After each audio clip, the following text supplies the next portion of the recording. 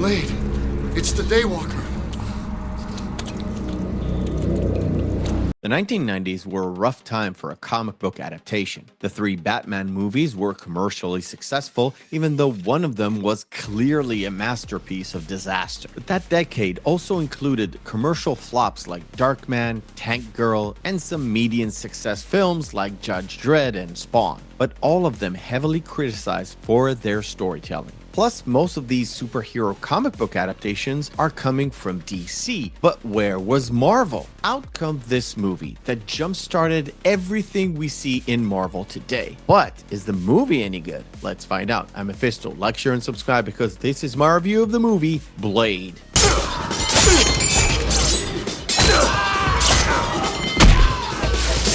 Blade is an action superhero movie directed by Stephen Norrington and written by David S. Goyer. It is a loose adaptation of the comic book by the same name, and it relies on the works of Marv Wolfman and Gene Colan. Blade started out as a character in the book Tomb of Dracula, and back then, he didn't even have the Daywalker powers that he had later on. He was just a man immune to being turned into a vampire. Once the movie came out, Blade in the comic books was adapted with the changes and turned into the Blade we saw in the movies. Goyer replaced the daggers Blade had in the books with the sword to have that more samurai type feel to it, and the books reflected that same thing. When the rights for the movie were originally bought, Richard Roundtree, most notably known as Shaft, was in the running for the role. Later on, when rights changed hands, LL Cool J was in the running, but all these projects fizzled out. In 1996, Marvel was undergoing bankruptcy and sold the rights to New Line Cinema that brought in David S. Goyer and hired Wesley Snipes for the role. You keep your eyes open.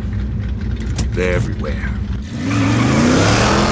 But it's daytime! The story of Blade begins with a pregnant woman brought into the hospital with severe trauma to her neck. She gives birth and then passes away. That was Blade's mother. Cut to today as Blade interrupts a party full of vampires and dispatches them handily.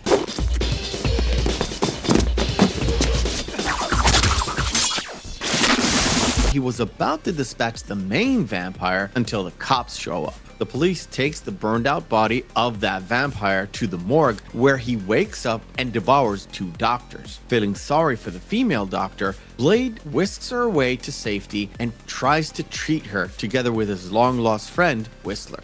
Bringing home strays now. She's been bitten. Dr. Karen, being a hematologist, understands the vampire plight and she tries her best to help Blade. It's also a genetic defect, just like hemolytic anemia. That means that we have to treat it with gene therapy. However, there is something brewing in the vampire world as Deacon Frost, a young vampire, plans his ascendance to the throne. And that leads him to a face-to-face battle with Blade. We should be ruling the humans, not running around making back alley treaties with them. These people are our food, not our ally. In the late 90s, there was a resurgence of vampire stories on screen. On TV, it was Buffy and Angel, and on screen, we had From Dusk Till Dawn, Interview with a Vampire, and Blade. With Blade fitting nicely with the theme that you have on the TV show Buffy, an ultra-powerful hero that can use the vampire powers in order to get rid of the world of vampires. A hero that has all their powers and none of their weaknesses like daylight. But Blade isn't a perfect hero. He does have that thirst that vampires possess, so he manages that with a special serum, and that becomes a story point in the film. I had to increase the dose. It's over 50 milligrams now. Just do it. Oh, man. In terms of the visuals, Norrington chose to have the movie as dark as possible, out of the sunlight, mimicking the main theme of the vampires, including Blade himself. And although he does work in the shadows, he does spend time with Whistler, his friend and mentor, but it is always in enclosed areas. And it feels like for the most part, there's a bluish tint or filter applied to anything you see. The only real daylight or sunlight scene that you have is a big face-off scene between Frost and Blade, and that comes out of nowhere and ends really quickly. Frost, you're nothing to me but another dead vampire. You're an idiot, you know that? But what adds to that color palette are neon lights, lots of reds for the blood, and leather outfits. One that got imitated a few years later with the X-Men. And it was a point of contention between the comic book fans and Marvel filmmakers all the way back in the early 2000s. Some motherfuckers are always trying to ice skate uphill. The main roles of the film were Blade, Frost, and Whistler. Chris Christopherson brought his rough, gruff attitude as the elderly Whistler, a smart, level-headed veteran vampire hunter that can jury-rig anything that Blade needs, from weapons to cars and anything else. They own the police. You have to understand they're everywhere. Chances are you've seen them yourself and didn't know it. Deacon Frost was played by Stephen Dorff, a problematic actor behind the scenes, but a damn good fit for Frost. As a young, in terms of vampire years, hot-headed vampire that wants to dominate the humans and turn them into slaves for the vampire race. Dorff was brash, intelligent, and cunning as Frost, but I didn't believe for a second he can hang with Snipes in the fight scenes. When was the last time you stopped to appreciate a good sunrise? Oh, that's right. You were born a vampire, so you never had the pleasure, have you?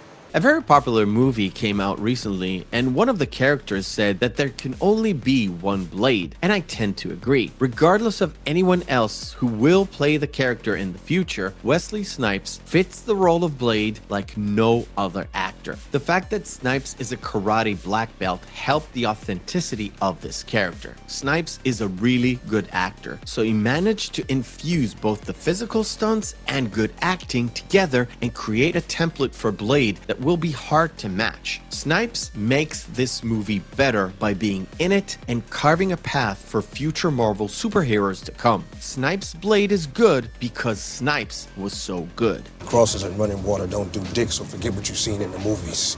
You use a stake, silver, or sunlight. Regardless if you've watched this movie before or not, I will highly recommend you watch it. It has got one of the best introductions to a superhero and to any vampire hunter in a movie that I've ever seen, matching the fantastic music with the action on screen. And for a superhero movie, you got great acting from all the main characters and a solid construction of a superhero character that you didn't know existed and you didn't know you wanted. And possibly the only flaw of the movie is the bad CGI that was used. And this is partially by the times and partially of a CGI studio. And this is mostly apparent at the very end of the movie because most of the blood was not really realistic and looked ridiculous. Plus, there's an ending sequence that had a lot of issues. But you can always look past it because the rest of it was absolutely a fantastic action ride. And it is for sure the movie that made Marvel a dominant powerhouse in the field of superheroes from that moment on and until today. There are worse things out tonight than vampires. Like what? Like me. I thank you for watching, and remember, hope is a good thing, maybe even the best of things, and no good thing ever dies. I'll see you on the next video.